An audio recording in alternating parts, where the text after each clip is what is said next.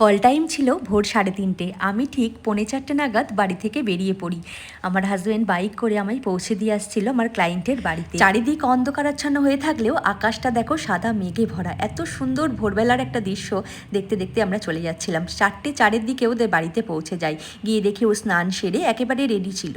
আর আমাকে এরকম টাইমে ডাকার কারণ ও আজকে প্রি ওয়েডিং ছিল আর ওর ফটোশ্যুটের লোকেশন ছিল কলকাতা। যেহেতু খুব ভোরবেলায় ওরা বেরিয়ে যাবে 5:30টার মধ্যে, তো সেই জন্য আমাকে বলেছিল তুমি যতটা তাড়াতাড়ি পারবে ততটা তাড়াতাড়ি চলে এসো। প্রায় 3:30টার দিকে ও আমাকে আসতে বলেছিল, কিন্তু ওই যে আমি ভাবছিলাম রাস্তায় হয়তো অনেকটা অন্ধকার থাকবে 3:30টার দিকে, তাই একটু দেরি করে 3:45 নাগাদ আমি বাড়ি থেকে বের হই। তো বাইরে বেরিয়ে খুব একটা প্রবলেম হয়নি, চারিদিকে দোকানে বা রাস্তার লাইট ছিল। তো আমি প্রথমে ওকে শাড়ি ড্রাপিংটা করিয়ে নিয়েছিলাম এবং তারপরে বেসটাকে রেডি করছিলাম। আর বেসটাকে যথেষ্ট লং লাস্টিং আমাকে আজকে করতে হবে, যেহেতু আমাদের এখানেই যদি এতটা গরম পড়ে, তো কলকাতা সাইডে তো বিভৎস গরম পড়বে এই সময়টা, এটাই স্বাভাবিক।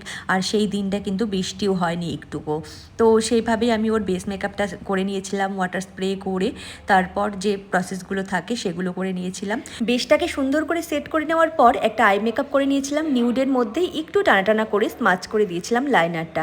লিপ সেটটাকে একটু ব্রাইটে রেখেছিলাম যাতে শাড়ির কালারটার সঙ্গে বেশ ভালো লাগে।